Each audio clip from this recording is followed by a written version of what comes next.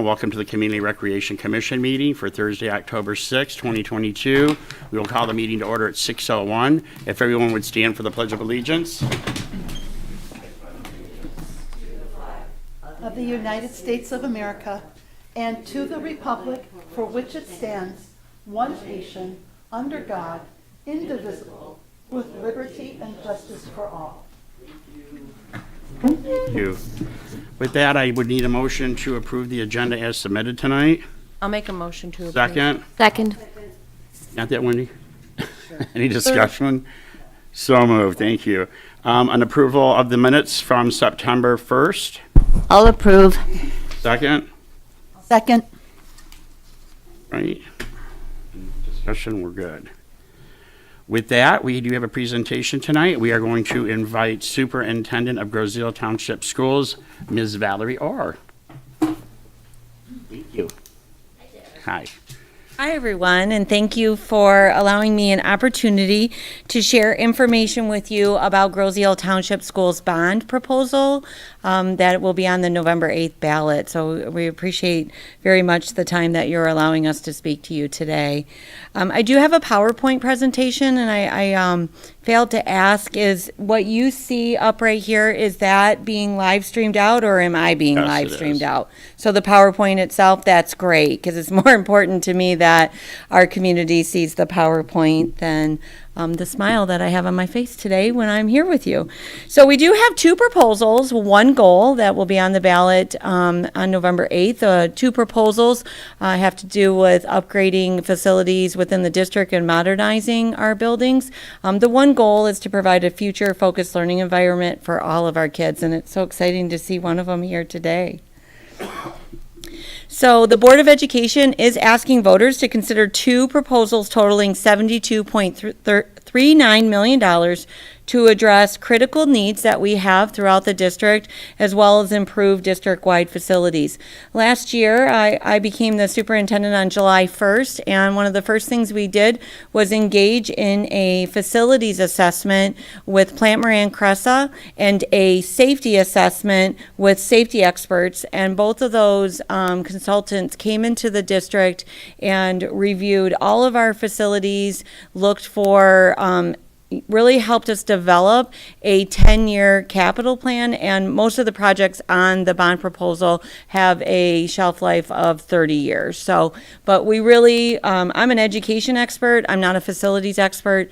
Either is people on my team. I have an outstanding team of educators, but we pride ourselves in researching and learning about teaching and learning, not necessarily about capital improvement. So we leaned on some experts to come in and talk to us about what we need to do to protect the community's investment in its schools. The Grosseal community has invested a lot in its school district, and we want to make sure that we are protecting that investment and doing what we need to do to keep those facilities intact for years to come.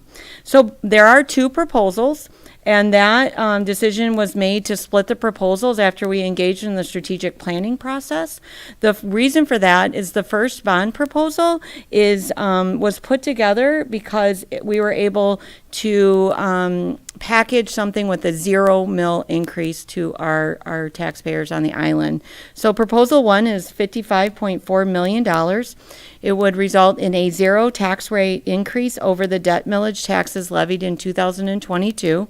And it has a heavy focus on both critical needs throughout the district as well as modernizing our facilities so that we are preparing our students for the workforce that they're going to walk into in their future, which is very different than the workforce that you or I walked into after we graduated high school. Proposal 2 is $16.94 million, and that is actually, if that proposal passes, it would in fact result in a 1.2 approximate mill increase over last year's debt millage, and that focuses on staying competitive with both our performing arts facilities as well as our athletic facilities. So when you total both of those proposals together, that's where you come up with the $72.39 million.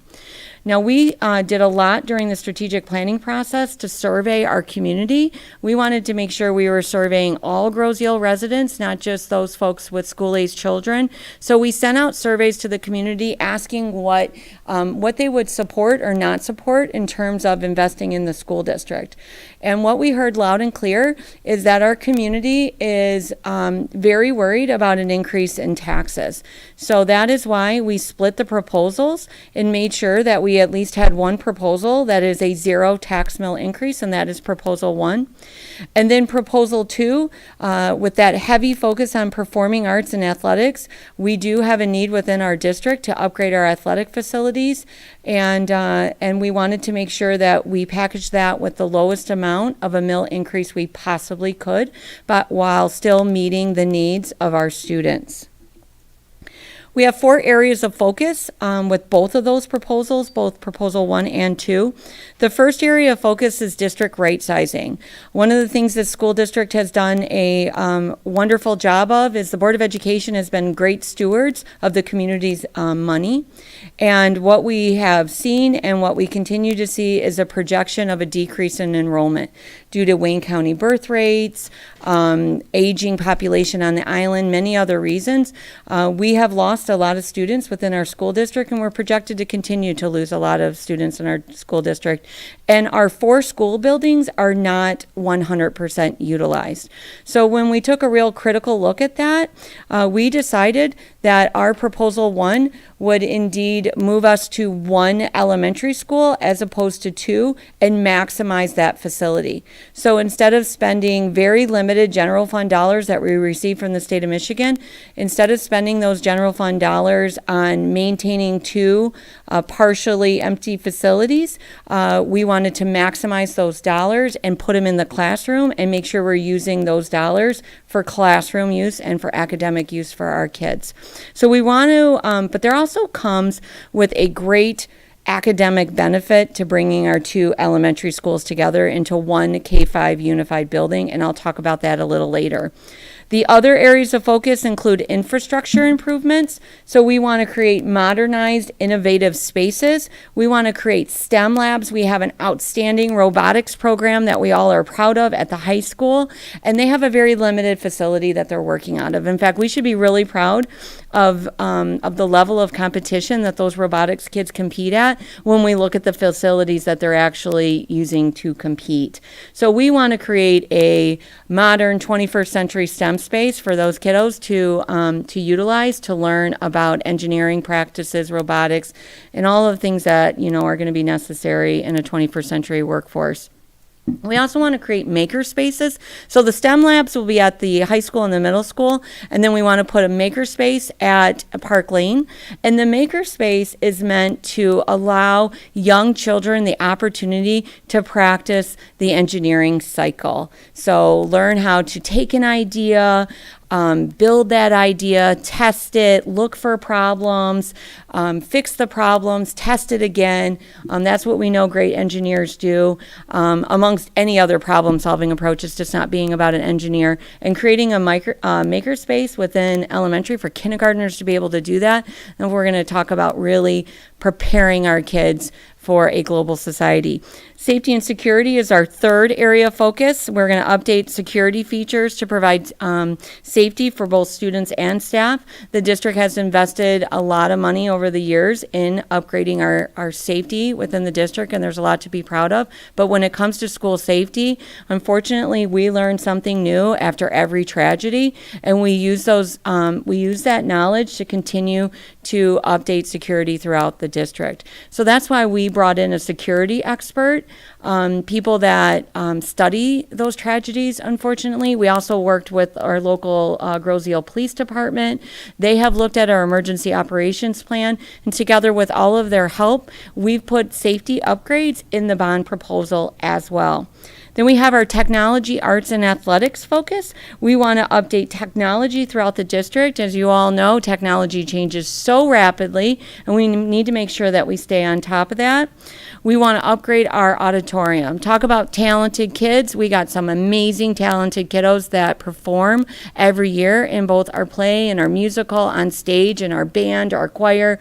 All of the kids that are in all of the performing arts need an auditorium that is sufficient for the quality of performances that they put on.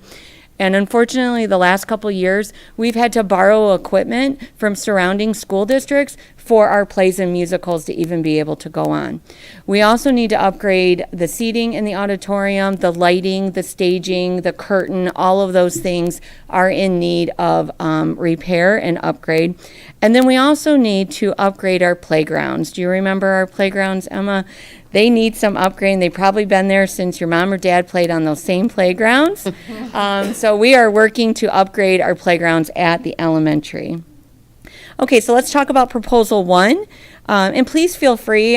This isn't just about a presentation, but I'm trying to answer questions and make sure that we have an informed voter base. So at any time you have a question, don't hesitate to stop me and I'll answer the question. That's what this is all about. So proposal 1, this is the zero net tax increase over last year's tax debt levy, and it focuses on critical needs and modernization. So we want to utilize a single K-5 building, and we want to add on to Park Lane Elementary, and we want to add on classrooms and gym and cafeteria additions.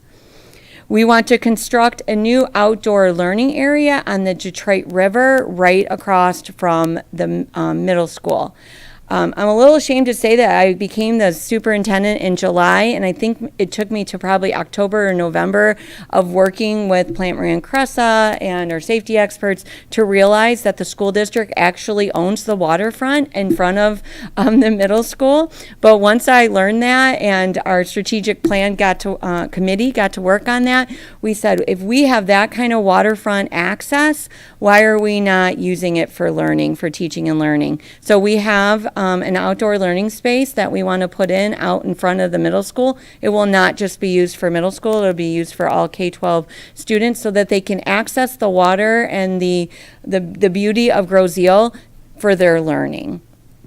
We want to create modernized personalized learning spaces, STEM, and other personalized learning environments throughout the district, and I kind of talked to you a little bit about that already. Our infrastructure improvements. We need to update both our mechanical and our electrical system. The community has supported the schools with a sinking fund, and I'll talk in a little bit about the difference between a bond and a sinking fund, and we are grateful to have a sinking fund available to us when we have problems with our infrastructure. We just replaced the middle school HVAC system last year with the sinking fund. But when we did that facilities assessment, we, lack of a better phrase, we looked under the hood and said, what's going to go down between now and the next 10, 20, 30 years? And there are things that we need to plan for right now that include both mechanical and electrical systems. Park Lane roof it was due to be replaced yesterday, so we need to make sure that we get that roof replaced. We want to upgrade our interiors, our lighting, flooring, ceiling, and plumbing throughout all of our buildings. We want our kids to walk into those buildings when all of the projects are done and they feel like modern buildings to learn in. I think that sends the right message to our kids. And then I also talked about replacing the roofing, not just at Park Lane. There has been roofing replacements done throughout the district with, previous bonds and the current sinking fund, but there are still areas that are in need. We want to upgrade our safety security, including door hardware and access control improvements. We need to know who's in our buildings, who comes in our buildings, when they come in their buildings, and why they're in our buildings, and we have to stay on top of that at all times. We need to know if somebody accidentally props a door. We got to know that that door is propped so we can get on top of that immediately. There are things that we can do to set off alarms and know that administrators know that a door has been open for more than a certain amount of time, and we can go right to that door and make sure it's closed and secure. There is technology out there that continues to be available to school districts and municipalities, for that matter, to make sure that our buildings are secure and our students and staff are safe. We want to upgrade our parking lots and drop-off areas to improve traffic flow, and that includes building a campus connector road between the middle school and the high school. I myself have a sixth grader at the middle school, and I just fight the good fight every day like all the other middle school parents when we drop our kids off in the morning and when we pick them up.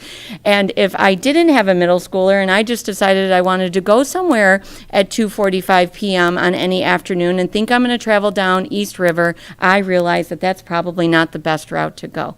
So we have looked at traffic patterns. We're working with a civil engineer to look at those traffic patterns and make sure that they're part of the design focus. We want to upgrade our learning devices for both our students and staff. Technology is here. It is a part of the everyday world. Our kids need to be prepared for that, and so we want to make sure that they're not using outdated devices. And we also need to look at our technology infrastructure. You can have all the devices and all the best devices in the world, but if you don't have an infrastructure in the background supporting that, those devices are not going to work and they're not going to be reliable. And then we want to invest in new maintenance, food service equipment, and purchase new buses. I learned very quickly when I got to Grosseal how important transportation is for our families. And district transportation is the safest way for students to get to and from school, and we have a lot of our families that rely on district transportation, and we have what is becoming an outdated fleet of buses, and we've been able to purchase some, again, with previous bond dollars. However, the lifespan of a bus is about 10 years when you start to have some major mechanical problems. So we just want to stay on top of that, and we want to make sure that we never have a problem with an aging fleet to where we have to cancel transportation again. We've worked hard as a district, and the Board of Education has worked hard to make sure that that's a service that we continue to provide to our families. Go ahead, my How's first the bus question. driver situation, and do we still like subcontract that? We do. So the bus driving situation is just as difficult with drivers. However, since we hired Trinity Transportation, we have not had any staffing issues, and we have not, knock on wood, Chad, I hope you don't jinx me, we've not had to cancel a route. Not if that's wood, but okay. I know. Okay, thank So you. yeah, we are in good shape. The contracted services with Trinity has been a good move for the district. Our bus drivers, I adore our bus drivers, and they invite me over to the bus garage, and they have shared with me that they're actually happy with the transition. They feel like they're working with people that understand transportation, and they're supported in a way, and it's going well. So Thank you. yeah, absolutely. Thank you for the question. Proposal 2. This is a biggie for us. This is where the 1.2 mil increase will happen should this proposal pass. We want to, and it has a focus on competitive educational facilities throughout the district. We want to improve our middle and high school athletic facilities, including synthetic turf. We want to upgrade our high school stadium. It is the pride of this community, and we want to make sure that it demonstrates that. We want to upgrade our gym and locker room at the middle and high schools, upgrade performing arts auditorium, including audio, visual, lighting, and stage equipment at both the middle school and high school. And I have a slide, and you have in front of you, and I'll go over the site plan where we talk more specifically about what the athletic and performing arts upgrades actually are. This is our bond timeline. I know that you can't read it, and our folks at home won't be able to read it, but I will show you where this will be included on our website. So you will be able to go to our website and look at this.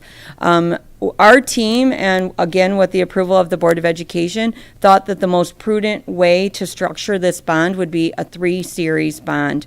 So this is the timeline that should Proposal 1 or 2 both pass. This is the timeline that people can expect that these projects are completed by.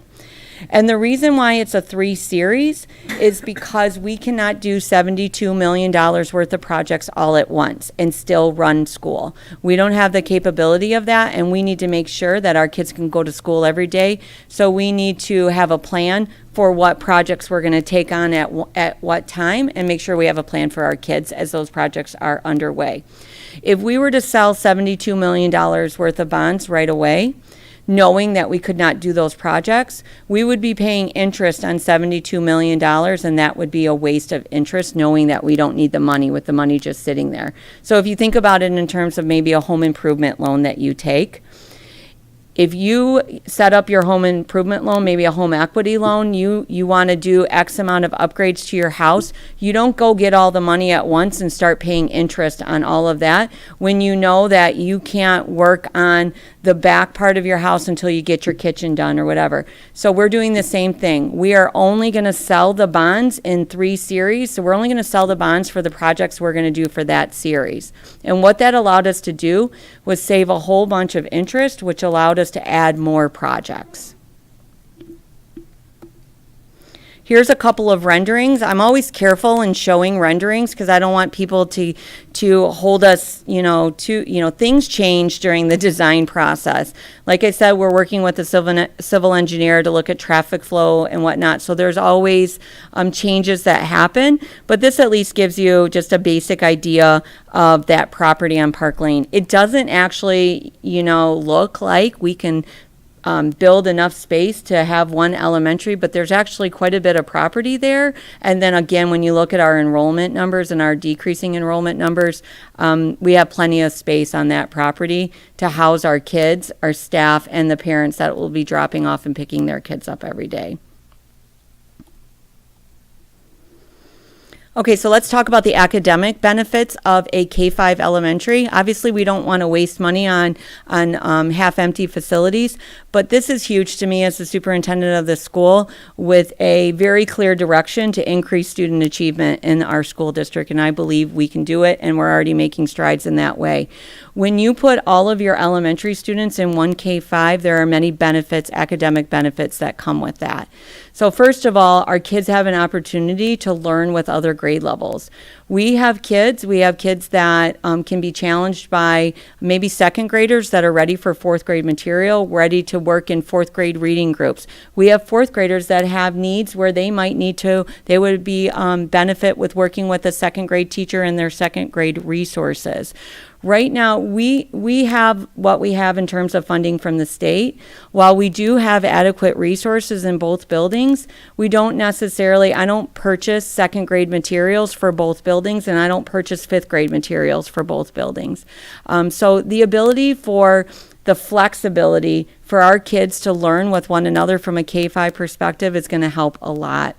It's also going to help with the ability to be able to accelerate learning for kids who are ready to have more advanced curriculum, because you have the teachers. You have a 5th grade teacher that's used to that curriculum, is used to that materials, has been trained on that materials, and maybe you have a 2nd grader who's ready for that kind of challenge. Instead of having to train the 2nd grade teacher, we already have somebody trained in the building to be able to provide that to those kids. So there's a lot more flexibility when all of our kids and our elementary staff are under the same roof.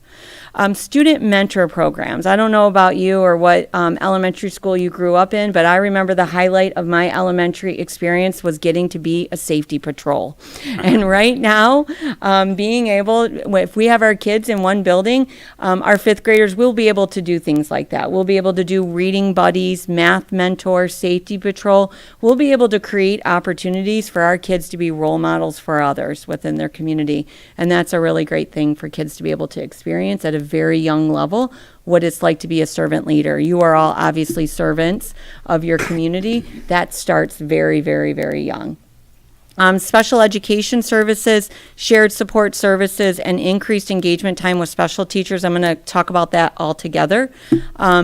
One, we have a lot of shared teachers because we're a small school district and we have to maximize our limited resources. So for instance, we have one school psychologist that serves all 4 buildings. We have 2 social workers that serve all 4 buildings.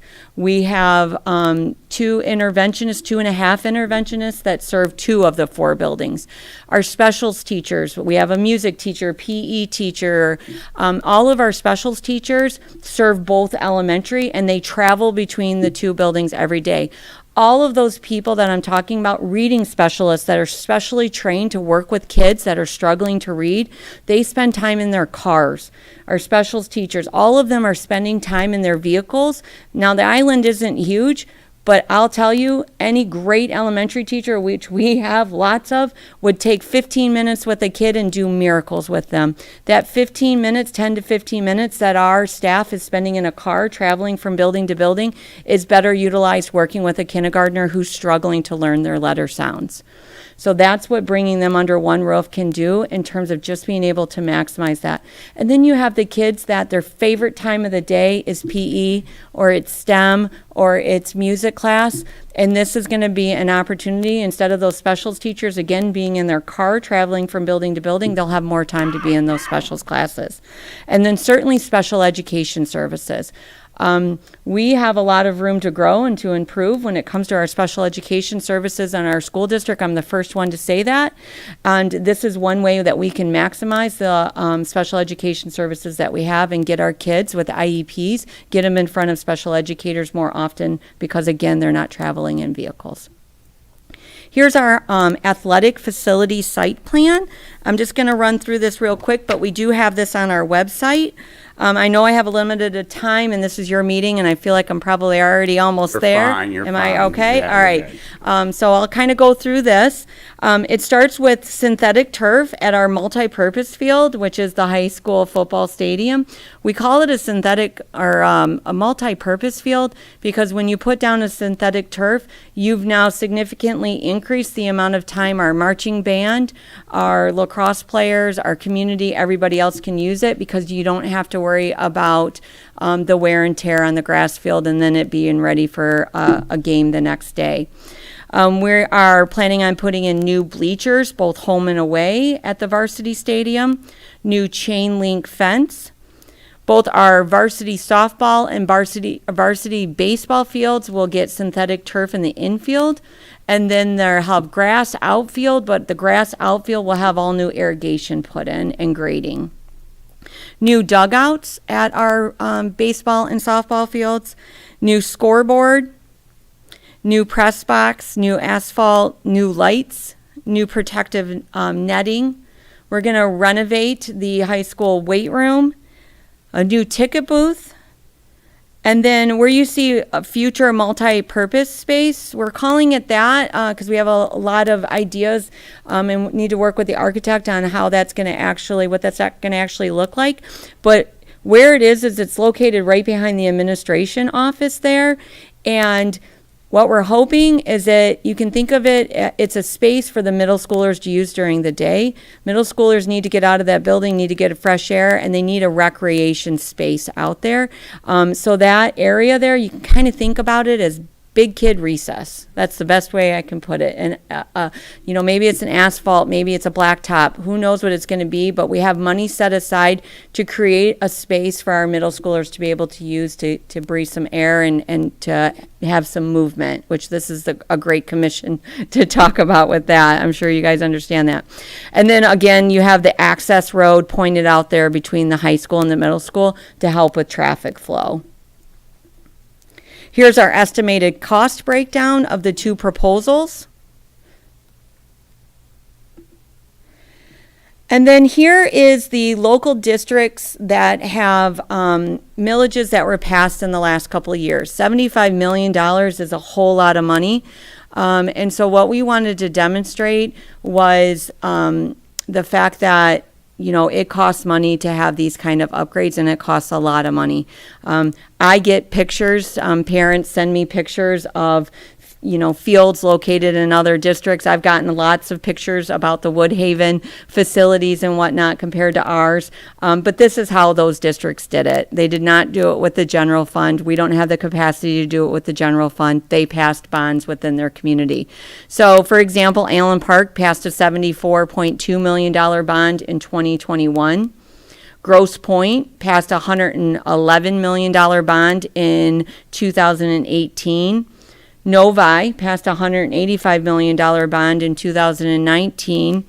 And then Woodhaven passed a $144 million bond in 2020. So when people are looking at the facilities at Woodhaven, Brownstown, and want to know and understand how could they be providing that for their kids, that's how they passed a bond within their community. And that's what we're talking about, and that's what we're asking for with our proposal. One word, swimming pool. Swimming pool. I can actually talk about that. So Oh, it is. what's that? It's 2 words. I was seeing him catch that. Oh, yeah. But ask that question, because I'd like to answer that, because I've gotten that question asked a couple of times. Oh, we do all the time, too. So, Yeah, okay. So again, here is the projected millage rate should proposal 1, 2, or both pass. So our current millage rate for schools is 4.39 mils. That's what we levy taxpayers right now. The projected millage rate should proposal 1 pass is still 4.39. That's the 0 increase. Should proposal 1 and 2 both pass, that would go up to 5.59, which is the net increase of 1.2 mils. How is the money spent? Well, we have a qualified bond by the Michigan Department of Treasury. Districts have an option between putting out a qualified or a non-qualified bond. If you want to go for a qualified bond, you have the benefit of getting a lot lower interest rate when you sell the bonds, and it saves dollars and it allows you to do more projects, but it also comes with a lot of strings and a lot of oversight. Grosseal Township Schools District, the Board of Education being the, very intent stewards of community's money, there was no other option but to go for a qualified bond. So we went through that process. We went to the Treasury Department. They reviewed our preliminary qualification application with us. They looked at all of our projects. They looked at the monies, they went through all the financials with our CFO to approve us to be able to put it on the ballot. So with that, we can only use bond proceeds for construction and remodeling of facilities, purchase of technology, equipment, and infrastructure, purchase of equipment and furniture, and site improvements. We cannot use it to hire teachers and lower class sizes. We can't use it for administrative costs. We can't use it for salaries. We can't use it to update our textbooks or our classroom supplies. It is for capital improvements only, and it's only for the projects that were on that application. So we can't put forth this ballot and have the residents approve it and then change our mind about the projects later on. We have to do what we said we're going to do. What's the difference between bond proposals and sinking funds? Bond proposals are for major capital improvements. Sinking funds are for more immediate concerns that can't be planned for or may not be able to be planned for. So bond proposals, we're able to borrow money up front by issuing the bonds, where sinking funds are more tax revenue that's received on an annual basis. So if I use my home again for an example, I would use a bond to put an addition on the back of my house. I would use sinking fund if my furnace went out. So having a sinking fund is what allows me as the superintendent to keep school open when unfortunate things happen. If a boiler goes out in the winter, I either have the money in a sinking fund to replace that boiler quickly, or I close school. And so having that sinking fund, and we do have one of those, there's a lot of confusion between, do you use the sinking fund for capital improvements? What do you use the sinking funds for? We use the sinking fund for putting in that boiler at the middle school as one of our most recent projects. But it really helps us with those things that go out that are unexpected. I don't think I have to tell this commission about where and when how you register to vote or where to vote. And then I just want to open it up for questions, but if you just give me 1 second to just share that we have a lot of information on our gischools.org website. And on that website, we have a bond tax calculator that anybody can put in the taxable value of their home. A lot of times 1.2 mils doesn't make sense to people. What does that even mean? So if you go to this bond tax calculator that we have right here, you can put in the taxable value of your home and it'll give you the approximate cost of the proposals. It'll show you proposal 1 will be 0, and then it'll give you what the 1.2 mils is for the second one. The other thing I wanted to show you was the FAQ FAQ that is on there. It's a frequently asked questions document that as I get questions in, we continue to update that FAQ and put those questions on there. So finally, if I do go to Grosseal schools, I cannot pass up on the opportunity to showcase some pretty amazing kids. Do I just have 2 more minutes to show something? Absolutely. All right. So, let you fall in love with our kids if you haven't met them. Did you know we have a bond coming up? 2 proposals, 1 goal. Hi, I'm Val Orr here. I wanted to let you know that Grosseal Township Schools are asking voters to consider 2 proposals on the November 8th ballot. We're working to make sure that our students are future-focused and ready to compete globally. The first proposal is a zero tax increase. If approved by voters, Proposal 1 will address critical needs and improve facilities around our district. This includes an addition to Park Lane Elementary that will allow us to build a unified K-5 culture. We want to bring our entire elementary program under one roof. So we can learn together. And we can learn from each other. Our district also wants to build a new outdoor learning area on the Detroit River and add STEM and maker spaces at all 1, 2, 3 schools. We also want new buses so we can always be on time. Don't forget about safety. This bond will allow our school leaders to make sure our buildings are safe and secure. All of our kids need to feel safe at school. Proposal 2 asks voters to consider a $16.94 million bond at an estimated 1.2 mil tax rate increase. This gets a little confusing. What this means is that if your home has a market value of $300,000, you would pay approximately $15 of additional taxes per month. This would mean important upgrades like synthetic turf for our athletic facilities at the high school. It would also mean exciting high school and middle school stadium upgrades, replacing the middle school gym floors with new floors, and refinishing the high school gym floors. Our schools are working on trying to build a new turf athletic field at the middle school. Don't forget the arts. This bond would also mean amazing upgrades like lighting, seating, and stage equipment for our high school auditorium. Remember, we're looking at 2 proposals, 1 goal. At Grosseal Township Schools, we are committed to providing future-focused, collaborative learning environments where our students develop grit, perseverance, critical thinking, and teamwork. Lots more information about these 2 important proposals is available on our website and Facebook page. Feel free to reach out if you have any questions. We'd love to chat. Don't forget to vote. 2 proposals, 1 goal. November 8th. And go Red Devils! Stand ovation. Round of applause. So before I answer any questions, the only last thing I wanted to mention was that Supervisor Budney did reach out to my office and he had a question about some language on the actual ballot. And so Linda Drizga is our CFO at the district, and she's a lot better at explaining that than I am. So if I could just give her an opportunity just to talk about that, and because I'm sure if he had that question, other folks will have that question as well. So go ahead, Linda. Thank you for having us. I want to reiterate Val's, coming here and you guys allowing us to present our information. So Supervisor Budney did have a question regarding the ballot language, and it is a cumbersome ballot language. Val worked extremely hard with our bond counsel to get this ballot language passed. So what the first proposal states, and I'm going to kind of just do it real quickly here. There's an estimated, let me just get the wrong one here. I'm going to bring it up on the screen thank for you. you. Okay, Yep, thanks. absolutely. What it states is that the estimated millage that will be levied on if the proposal 1 would pass for 2023 is 1.36 mils.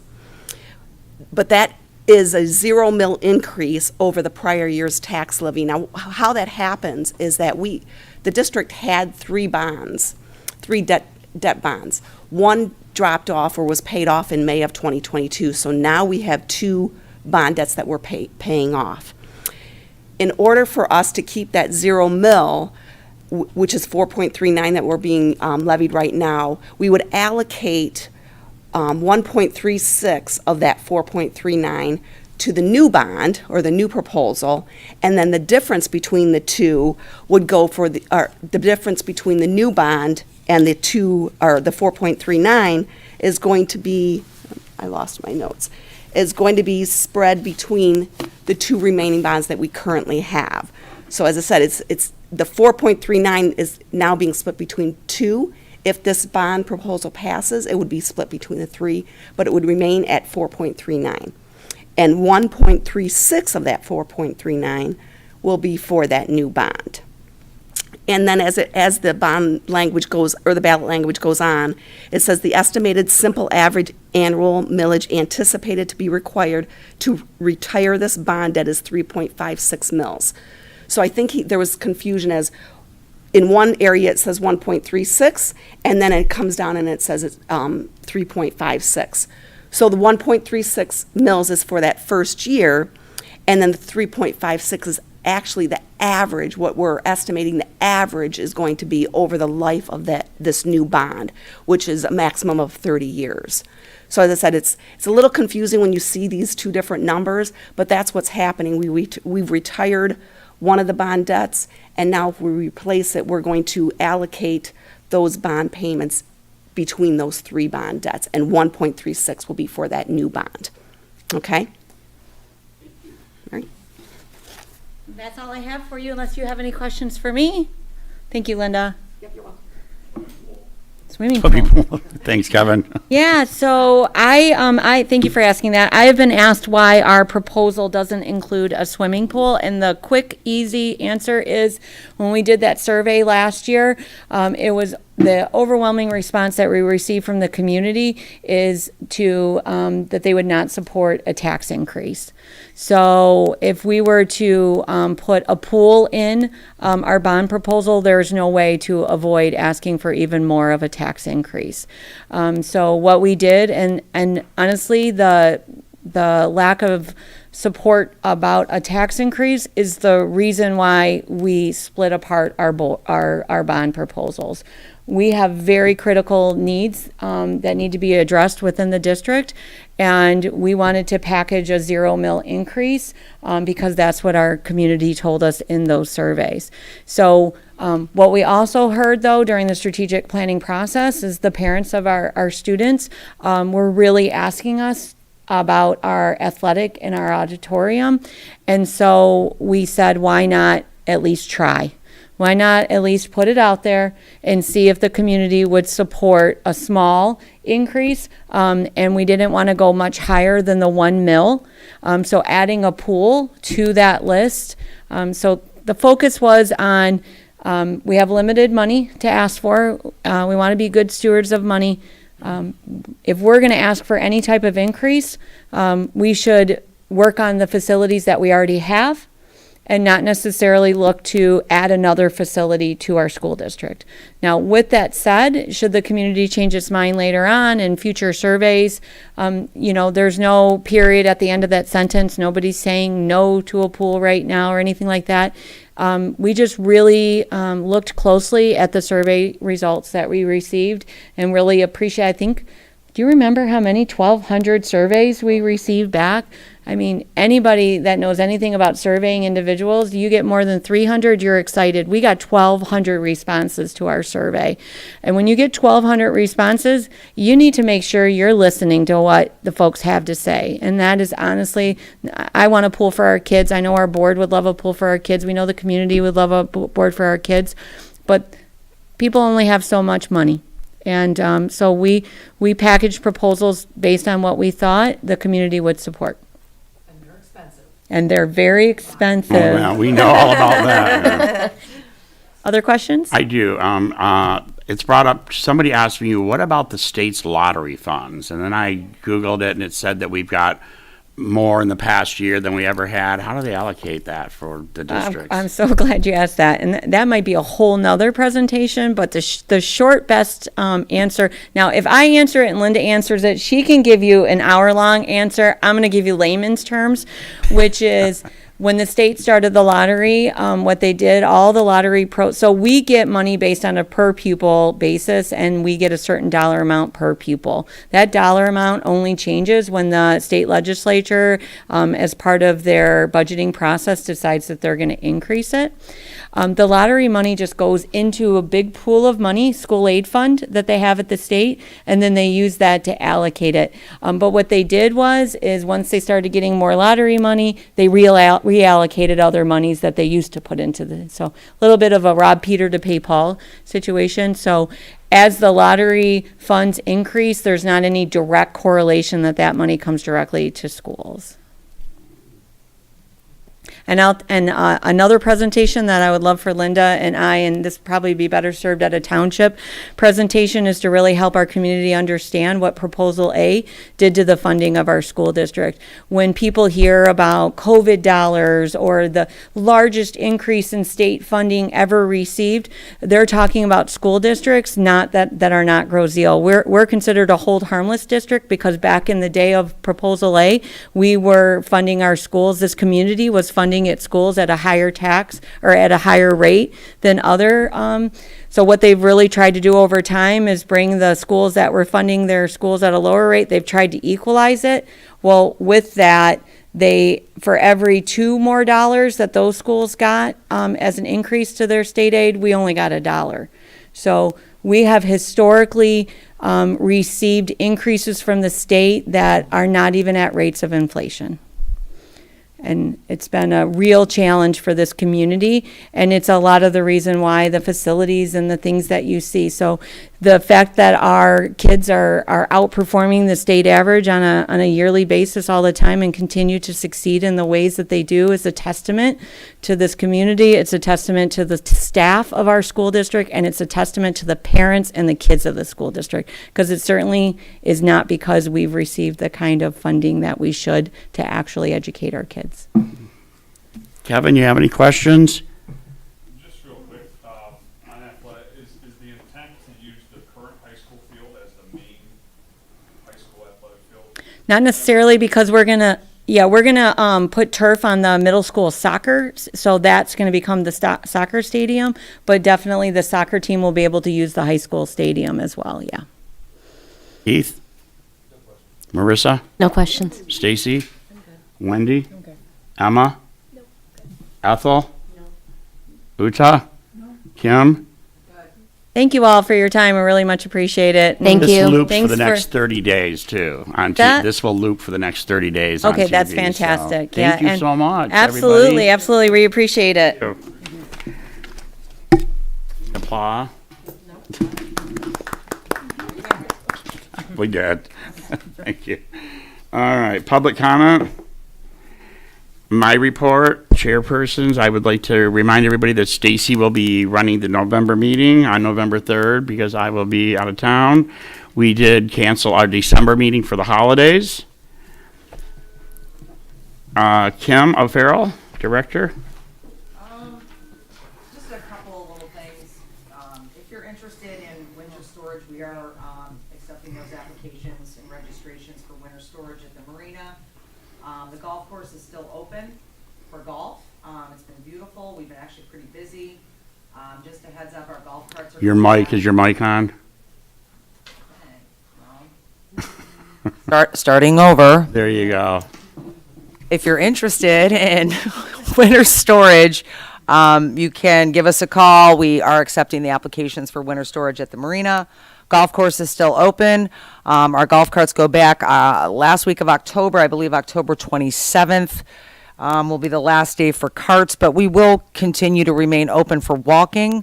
We stay open until the snow flies. So, and just working on things for next summer, believe it or not. So that's all I have. Thank you. No old business, new business. Township Board Liaison, Uta. Thank you, Mr. Chair. Just a couple of quick items.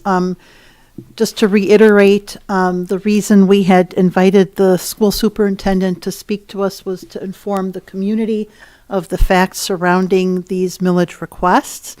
And we have every opportunity to do so as long as the presentations are limited to giving factual information on a ballot question and do not advocate one way or the other. But that being said, we also have to open the floor to any opposing viewpoints under equal time and equal access. But I just wanted to acknowledge to the community that this was wholly appropriate, and that we hope that this information is helpful as people approach this ballot question. My second update has to do with the much anticipated liquor license. Through a snafu not of our doing, the state did not process our initial application in the right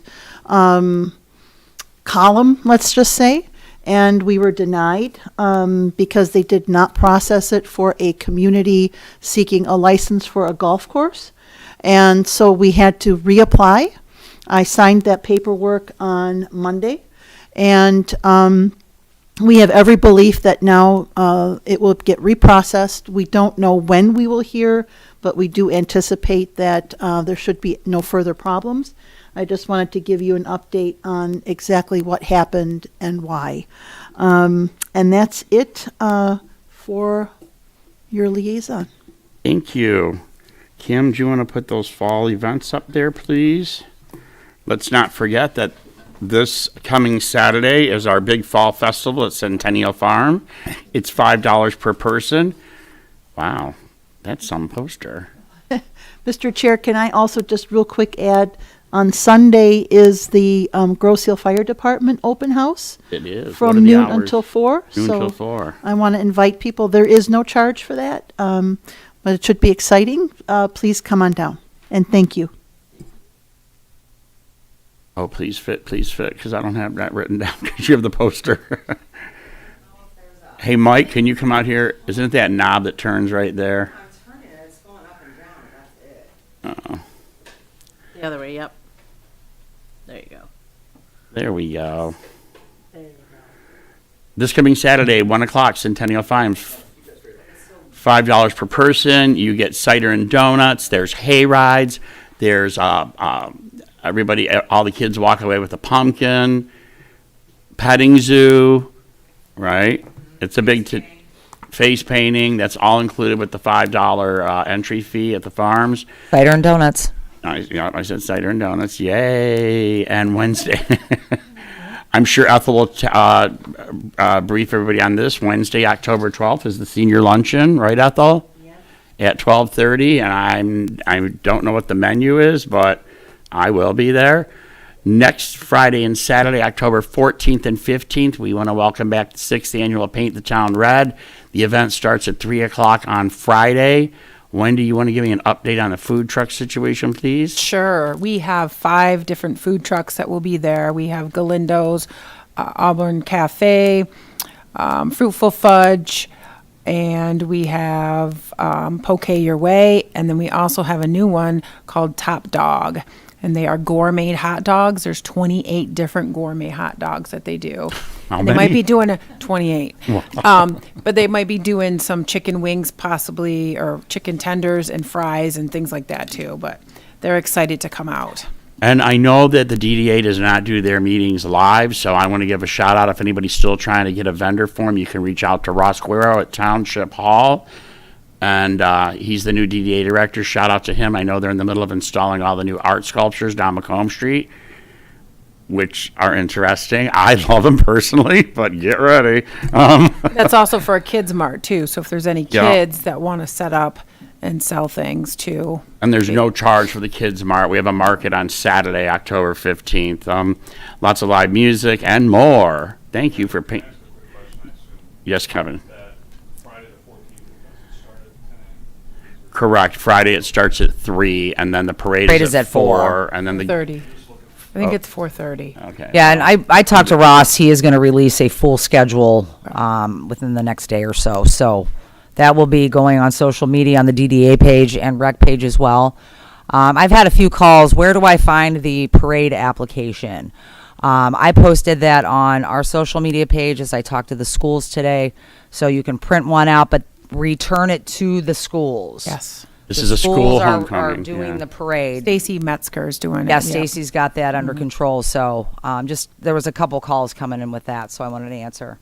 Can I just make a short reminder? There are some of us that are not on social media, don't have access to Facebook in the community.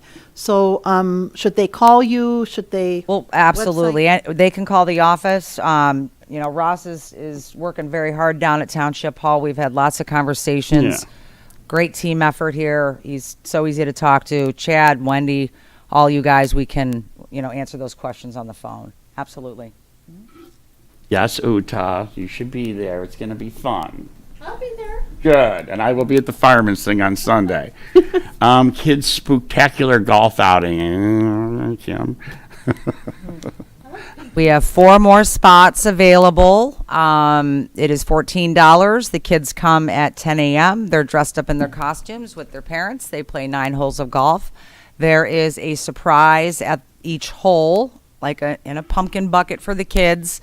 We do serve them a late lunch, hot dog, chips, and a beverage. And it's just fun to play golf in your costume. So, and again, it's really limited because people do like to ride in the carts, and we only have 20 carts. But if you would like to walk, you can come up that day. The course is open to everybody. And obviously we'll reduce that price if you're not in a cart. We want the kids having fun in their costumes playing golf. So Is there an age range? I believe it was 6 to 12 on the flyer. Okay. But we had some call last year. Right. Whoever, I want everyone there. So yeah, I think we did, there were some 4-year-olds that came, but I think they only made it to 2 holes and then they were hungry or something. So, but yeah, it's really open to everybody. So. And then we have 3 dances coming up through the holiday, through Christmas. But the first one is Friday, October 21st. It's the kids' Halloween dance at Centennial Farm. What's the cost of that?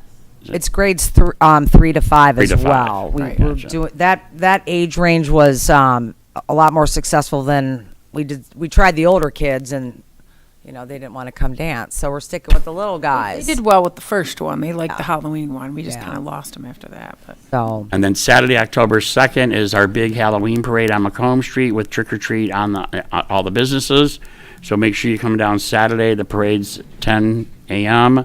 and trick or treating is from 11 to 1 on Macomb Street. Saturday, October 22nd. Another shout out, Ladies Night Out, Friday, November 11th. At 5 p.m. on Macomb Street, Ladies Night Out, Friday, November 11th.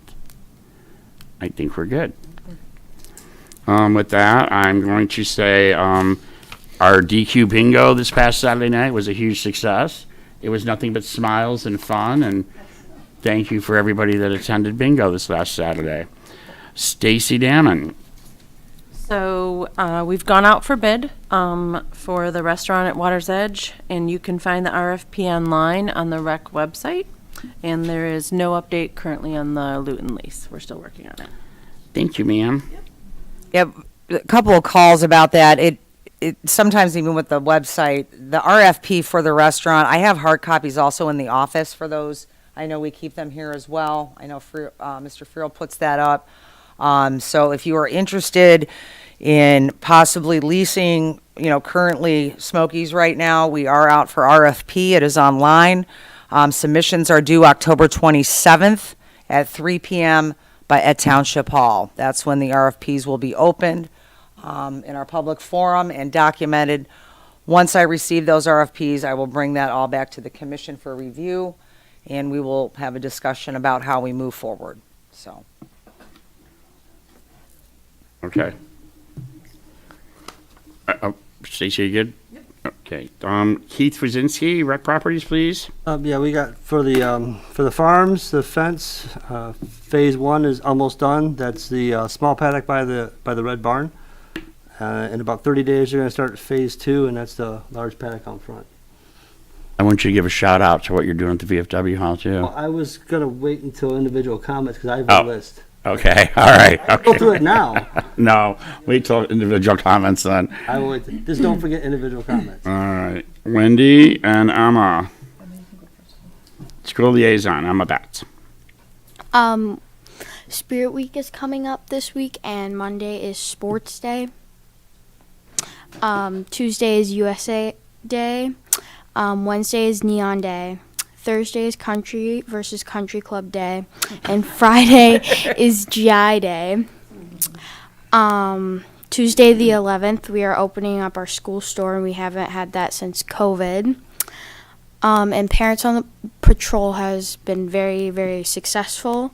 Definitely compared to last year, it has been a huge success, and I would like to give out a shout out to all those parents who have signed up and came into our school.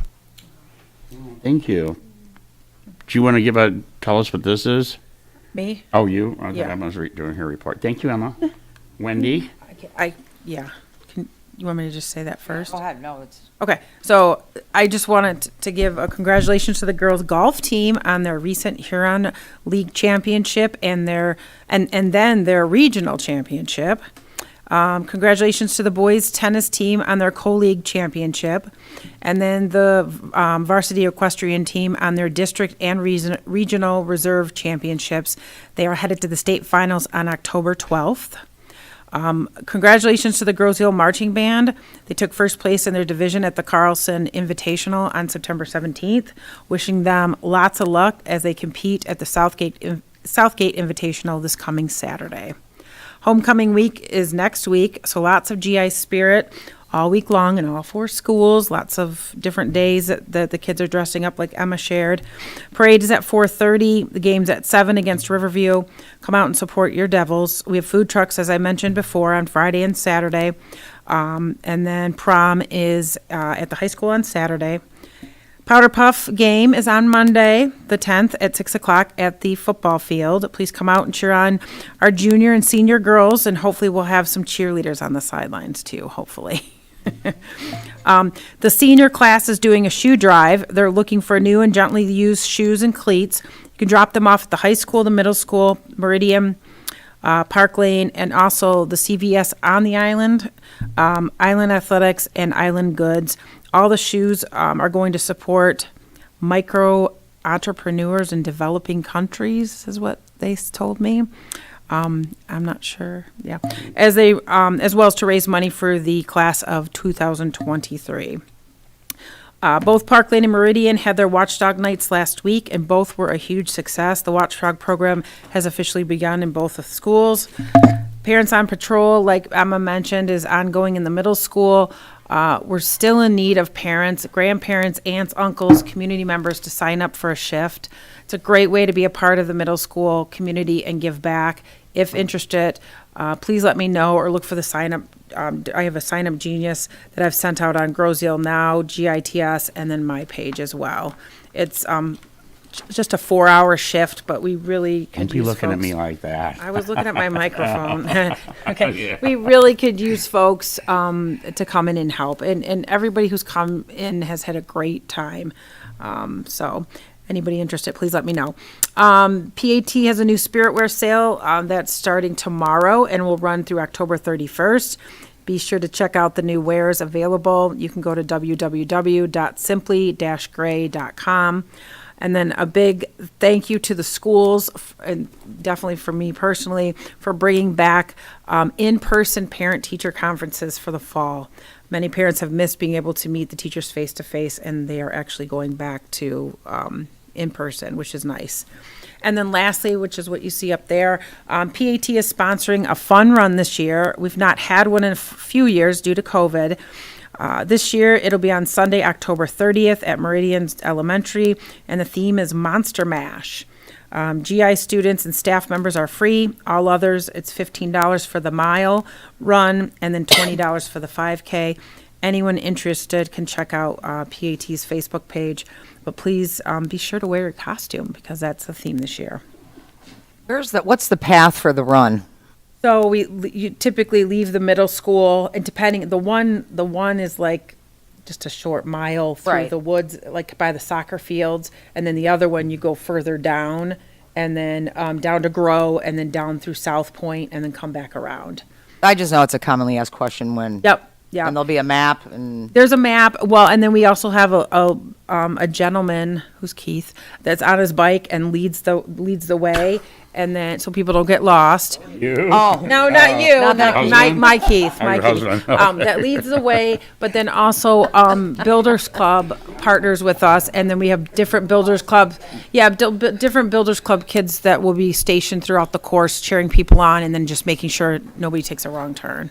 So, and that's it. And Wendy, when do we expect the homecoming shirts that we ordered? Oh, listen, if you would have read the. I got one too. Yeah, they will be delivered on October 12th. Okay. Oh, yeah. Okay. You're delivering to our houses? No, they go to the, well, you'll get, no, I mean. Everybody saw you at my house the other day. Right. No, they will be, Okay. unless somebody ordered it to be delivered to their house, they will be delivered to the schools, yes. Hmm. But they are here and they are in the process of. They're very cool. Being I done, was yes. excited. So thank you for the support, because that was, yeah. Ethel Yops, our senior communications, and I know you have that menu for next week's luncheon, right? Yes, I do. All right. You're up, ma'am. Okay. New for this fall and winter, the punch cards for the following classes are available at Water's Edge Pro Shop. The seniors are $10, or 10 visits for $65. This allows you to flexibility in attending the classes when you are able. Cardio drumming to music is Monday and Thursday, 6:15 to 7 p.m., Saturday 9:30 a.m. to 10:15 a.m., and it's suitable for all ages. Come and enjoy. It's at Centennial Farm Activity Room. And the senior chair yoga, Monday, Wednesday, and Friday, 9:30 to 10:15 a.m., yoga for both seated and standing, and that's at Centennial Farm. The senior fitness continues with low-impact moves. You can use a chair if needed. Tuesday and Thursday, 9:30 to 10:15 a.m., and that's also at the farm. Register for classes online at www.grossealrecreation.com or call 734-675-2364. And thank you, Kim and Chad, for the happy hour, October the 4th. We had movie, popcorn and pop, just like a regular movie, only it was better because it was free. And we did enjoy it. And the next senior happy hour is Tuesday, December the 6th, movie and light refreshments at Centennial Farm Activity Room from 1 to 3 p.m. It's free and free transportation if you need it. The Oktoberfest luncheon is next Wednesday, October the 12th, 12:30 p.m. at Centennial Farm Activity Room. $10 advance reservations, 734-675-2364. And great food, including oven roasted chicken, kielbasa, sauerkraut, glazed carrots, salad, rolls, butter, desserts, beverages, entertainment, and raffle prizes, and free transportation. It's always a great time, and it's a great value. The Senior Citizens Club is changing its time after 47 years at 11:30 a.m. The new time will be 1 to 3 p.m. beginning with this month, the second and fourth Thursdays of each month, and it'll start this October 2022. The social club. Thursday or Tuesdays? Tuesday, did I say Thursday? I'm sorry. It's Okay. Tuesday. I know you and I got that all squared away. Yep, I'm sorry. It's That's on okay. Tuesdays. They're still staying on Tuesdays, the second and fourth Tuesday of each month. It's a social club for seniors 55 and up. And place this on your calendars, the second and fourth Tuesdays of each month, 1 to 3 p.m. And dates for October are October 11 and 25 in the Centennial Farm Activity Room. Meals on Wheels, call 1-800-851-1454. Van transportation for essential errands on Mondays through Friday, 1 p.m. to 4:30 p.m. Call 734-675-2364 or 734-216-4905. Reservations at least 24 hours in advance. An island round trip is $5, off island $6 for a round trip. And all senior activities are in your profile magazine.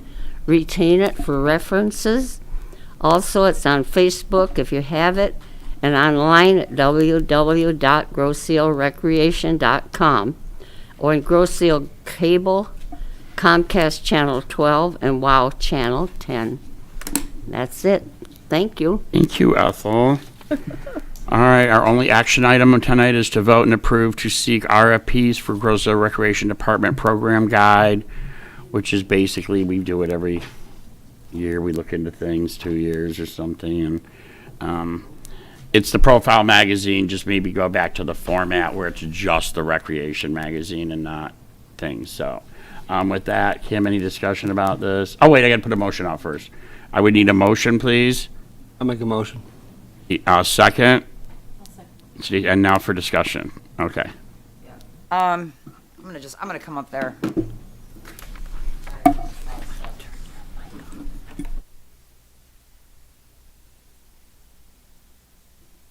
A little history about the profile, which is our magazine. I typed the notes up from February 22nd, 2018. She's asking me about a meeting from 2018. Oh my goodness. That's when we had voted on updating our program guide that used to look like this. Okay, who remembers the channels? Okay, so here's the channels. And here's our fall one. I just wanted to show you because, we have a lot of new commissioners and new residents, and it's nice to have some history behind what we're talking about tonight. So, and again, general program guide to full-blown magazine. Here's our first one. Who remembers that? The bicycle, okay? So we had presentations made by a couple of vendors that came to the commission. I know Chad was present. I know Ethel was there. Keith or Kevin? No, Kevin was not there. So we had a couple of presentations, and then we did a vote, and we had selected the Downriver profile to do our program guide. So where I'm at, I want to just reevaluate. We are spending close to $7,000 a year for 2 brochures, okay? So we get 2 magazines. We get a fall and winter and a spring and summer for $7,000, okay? So, and again, I don't know. I know publications and mailings are always going to be pricey, but I just felt it was time to, it's been since 2018, to reevaluate. Maybe have a discussion. Is it something, do we want to continue with the magazine? The magazine is beautiful. We always have these cool kids on the front.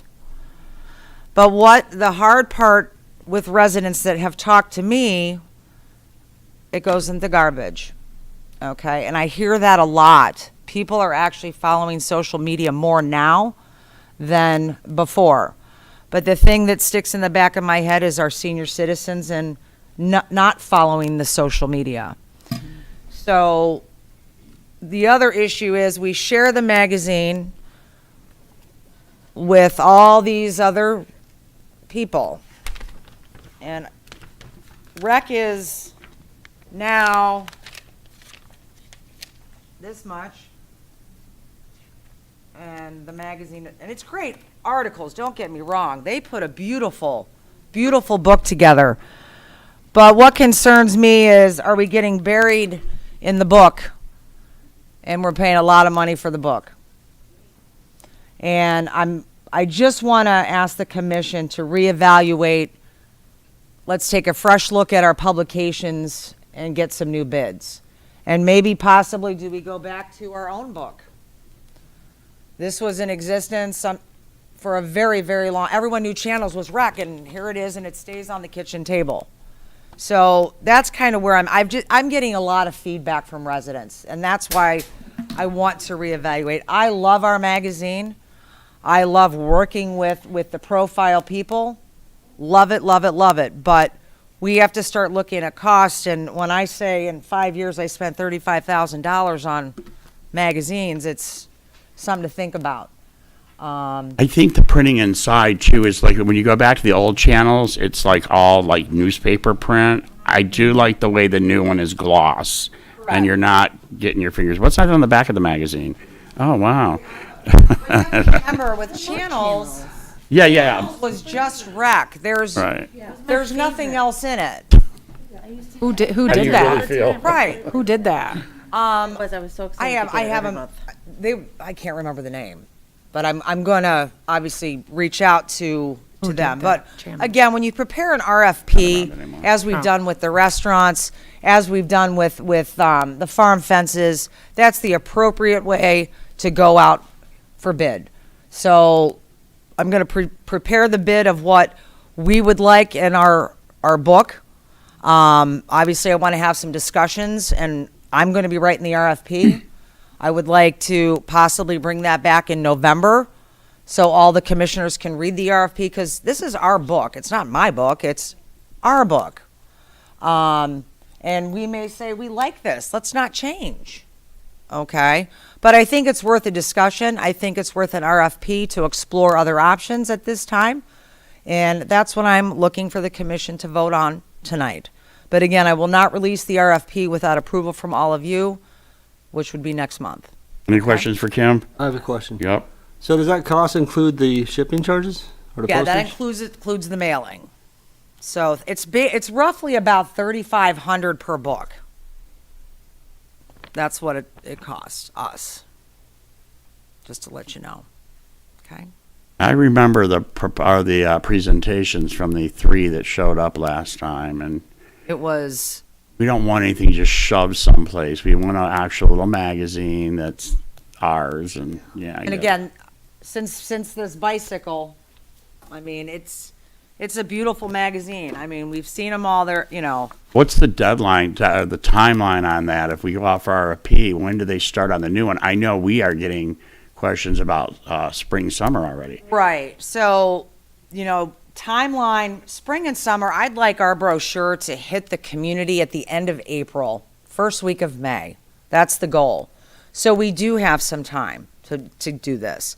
And again, our material for recreation does not change drastically. We know the material, I know the price of the pool, I know golf, it's kind of the same. But again, I'm recruiting now. Are we going to have summer camp? Like, I got to start on that stuff earlier, like now. So we're ready for next summer. Do you see? And summer programming. If you want to teach a class, if you want to, be part of camp or whatever, we start that stuff now in the winter. And Ned and I sit and plan, and we talk to the schools, and then we have to plan on gym space, all those types of things. That's what we do when the snow flies, because we're not running around at the swimming pool with our heads cut off. So we do have time. That's why I want to get this rolling now. Bring it back to you guys in the November meeting, and get that released in November. That's my timeline. Okay. Okay. Kevin, how do you vote? Yes. Get the RFP, yes. Heath? Yes. Marissa? Yes. Stacy? Yes. Wendy? Yes. Ethel? Yes. Uta? Yes. Yes from me, unanimous. Okay, I will Let's call Emma. get that prepared, and we'll be ready at the next meeting for everybody. Thank you. Next discussion item. It's come to our attention that Island Fest, the parking location of the carnival due to, and it's not really a collapsing runway, it's just like some chips and gosh, I'm afraid something else will pop up. First of all, I'm going to ask and no, there will not be a haunted hangar. I just got a text from somebody in the control room. I was told by the police and fire that the parking was the best they've ever seen this past Island Fest. There were no major I complications. heard that Everything too. was good, so I'm not sure why that was brought to our attention. Well, But the reason I had put this, on for a discussion item is because, again, we have to start thinking about summer. And that Right. is like the start of summer for this commission. As far as we need to start having conversations about, are we keeping things the same? Are we changing things? Those types of discussions, I want to be a little bit more open in the public forum. I know Chad, he does so much, and he's on the phone and coming in and, all of those. But I would like to keep Island Fest a little bit more in the public forum and have it a discussion at each of our meetings so our community is informed of our decision-making and our processes. So that's why I had put that on there, and we are in the beginning stages of that. So you guys are part of it. We're all part of it. Do you feel any changes might be necessary that you can see happening at all? I will email these photos to the commission. It's just, because I can only pull up one at a time. I did reach out to Bobby Skirbeck, who's one of the owners of the Carnival in Midway. He said, Chad, those runways were like that this past Island Fest. He said, we just set up the rides in a different, around them. They put snow fencing. So, Janelle is the new manager at the airport. She had sent me these pictures out on the runway, and what's nice, we all work together. She's like, is this going to be a problem for us? She was worried. Do you see what I'm saying? So that's why I had, sent it to Chad. Chad talked to the company, and we got the response that those were there last year.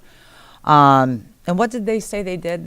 They said that they just set up the rides where they needed to go, and that they put snow fencing around certain areas like that, so there was no hazard to anybody. Okay. And obviously, safety is number one Thank you. concern. I want to thank Janelle for bringing that to our attention, but I don't think it's of any concern right now if they were there this past June. Right. I mean, I just wanted to bring it up. We need to talk about things. So that's just what she had sent me. I'll forward them to you, everybody. Mr. Chair? Yes. I think a bigger concern, I guess, would be if the airport commission decides at some point to make repairs and that coincides somehow with Island Fest. But, I think it's good to know that this issue exists, that we have a plan, that our vendor has a plan, as you pointed out. But we'll make sure that we stay on top of it. There's no planes that actually even go on this area of concern. So it's like off to the side, but. It's kind of a dead runway. Yeah. So the chances of them doing repairs are slim to none. Right. Okay. Well, but again, we need to be right. mindful. Let's just hope there's an Island Fest. And I think the only issue really is, what's it going to look like after this winter? Yeah. Cycle. I mean, in Plan B, Chad, we had the carnival in the grass one year. Yeah. Yeah, but then that got expensive when it rained, and they had to tow those things out, and they sat there for 3 or 4 days. So, and in the contract, you get rain, it's a nightmare. Yeah, we do have a contract going through 2023 with the carnival and the fireworks company, and after that, there's no more contracts. So, just for people to think about. This was the last year of the contracts, 23. Then we'll have to reevaluate where we are after that. So, but I just wanted to get the discussion going, so that's the reason. I do want to remind everybody that there's zero funding from the township for this event. Okay, so people don't think we get thousands and tens of thousands of dollars. It's not true. The recreation department sets up a small budget to run this. So if it does not do well, it's going to come out of us. So we appreciate everybody coming down and riding rides and having beverages and shopping. All the sponsors. And the sponsorships are huge. Are huge. And I'm going somewhere in November to do some research on that. I want to know how we secure a big sponsor. Like you see these banners at Trenton and Wyandotte and that. I want Tito's or Budweiser or somebody, Yeah. I mean, and that's the stuff. Check. And again, it's never too early to start thinking about Island Fest. Exactly. So it's going to be November, and Island Fest, bam, it's June. We're getting band quick. submissions now. People are texting our department and say, how can I get so-and-so, Billy and his banjo to headline your festival? And there is no Billy and his banjo. I made that up. But bands are submitting. They really I want are. to play Saturday night for 3 hours. No. And, yeah, I mean, I'm starting to get the stuff too. It's coming in quick. So actually, we're going to be updating the forms. If anyone else is watching, we'll have the 2023 vendor forms coming in January, right? Yeah. But I say that and it's not there. Don't yell at me. Right. So. Are we good with that? Okay. Kevin Naso, individual commission reports. Yeah, just wanted to give a quick reminder on the youth and preschool tennis after-school program. There are 2 sessions, 2 locations. The first session starts November 14th at Park Lane. That's through K through 2nd grade. And then there's another session at Meridian starting 11:15, and that's 3rd through 5th grades. I don't see the cost. Is this free, Kim? Oh, I was actually, I have It's all not my free. profiles in front of me, and I've lost the current one. Okay, so that's going on, so just remind everybody to sign up for that. And the second thing I have is great job last week on the bingo. It was a fun time, and make sure everybody votes. And Am I allowed to say that? yes. We'll find out if not, but all right. Keith, I know you have quite the. Bye, Ethel. Thank you so much, Ethel. ma'am. Bye, Ethel. Bye. That's It's okay. all right. Out, you called her. He was trying to sneak out, Mr. Oh, Chairman. no. Okay, so I have a list. First of all, the Kiwanis Legacy of Play contest that ended on the 30th. They're announcing the winner October 13th, but we got 960 votes. The top winner was 6,550. Apparently, we shared it so much onto the Grosseal Facebook pages that Facebook blocked us from sharing for like, Is that what happened? Oh, I no. wondered that. Oh, my gosh. could not share it. Zuckerberg. This weekend, in preparation for Paint the Town Red, we're doing Clean the Town Green. If you meet at the Commons, start at 10 o'clock. We're going to be picking up trash up and down Macomb, and we'll take care of that when it's all done. Next weekend during Paint the Town Red, we have the scavenger hunt at the Commons from 10 to 2. We have 20 prize baskets. It's free. Come out and learn information about the historical information about the island and try to win some prizes. The following day, technically, we're starting to build the Haunted Maze in the VFW. Setup is from the 17th to the 22nd we start at 1 p.m. till 8 p.m. every night to build it and put it all together and decorate it. We're going to run the maze during trick-or-treating on Macomb from 10 to 1 on that day, and then 6 to 8, Monday through Friday, the following week. Teardown will be the 29th and the 30th, so anyone wants to come out and volunteer to help us put it together, or take it apart, or to be a haunter, scarer, safety person, greeter, come on out. Are you going to do a sign-up, Genius? There is a sign-up There is a genius sign-up already out there. genius. Oh, is there sign? Yep. And the one thing is, the Haunted Maze is free, but we are accepting donations, and because the lacrosse team has really stepped up to help us this year, all the donations, all the proceeds are going directly to the lacrosse team. Oh, that's nice. Greg Baring still part of that? Yes. Good. Coach, right. And that's all I have. Thank you. Marissa? Yep.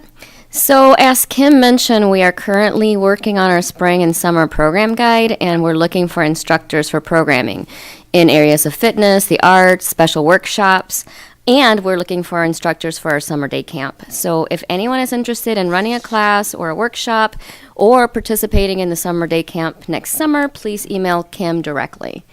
I also want to take a second to thank Chad for this impressive calendar of events that he's put together for this fall. And I really want to encourage our residents to come out and enjoy and support these events. It's a great time to meet your neighbors, connect with your community, and just really enjoy this great place we live. And you'll see many of us out there just really interacting with you and learning more about our community. So just wanted to encourage everybody to come out and wish everybody a happy October. It's one of the best months here on the island. You have a mad report today, girl. I'm telling you. Thank you. Stacy? And I would like to also add to Kevin and Marissa's thanking to Chad, Kim, all our volunteers, the Rec Commission, and the members of the community that came together for our amazing night of Drag Queen Bingo. I feel that our commission supports inclusion, diversity, and fun for all of our citizens, and I'm proud of our commitment to bring events for everyone and not just select groups. A few comments were made online about the kids seeing the advertisement for our event. The kids are watching us and how we handle difficult conversations that need to be had. We have anti-bullying and non-discrimination laws that protect the rights of our LGBTQ communities in Michigan. And I'm proud that our commission did not back down from the select few that tried to pressure and intimidate us in our goal to bring more love and fun into our community. So I just wanted to thank everyone again for making that possible and for bringing the fun to us. Thanks, Chad. Thank you, Stacy. Speechless. That darn rec commission. I know. We're crazy. Those rebels. We're crazy. Wendy Kearney. No, I don't have any. Emma. Uta.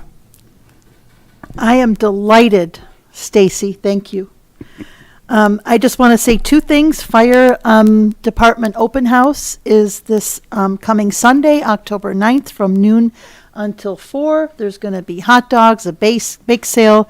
Kids can play with the fire hoses and learn all about fire safety, and adults as well. So we're hoping you'll come out. It's always a big event in our calendar. Township board meeting is on Monday night here, and that's it from me. Thank you. Kim O'Farrell, rec director. Ready for all these great events with this great flyer that was prepared by who? No, I'm just kidding. No, just I'm looking forward to the homecoming weekend. I have a senior this year. So yeah, I love the fall, so bring it on. Everybody thinks our department winds down after summertime, and it's like we're going full force into fall and holidays. Is that it? That's it. I would like to just say that I think that the Recreation Commission is one of the hardest working, if not the hardest working commission on the island, with what we do for families and adults and seniors and little kids. I'm proud to be your chairman. You are all the best. And I'm serious. You're not just my friends. You're just the best people that do so much for your community. That being said, our next meeting is November 3rd. We will adjourn the meeting at 7:31. I need a motion to adjourn. So moved. All right. We're good. Thank you. Have a good night. Happy fall. Happy fall.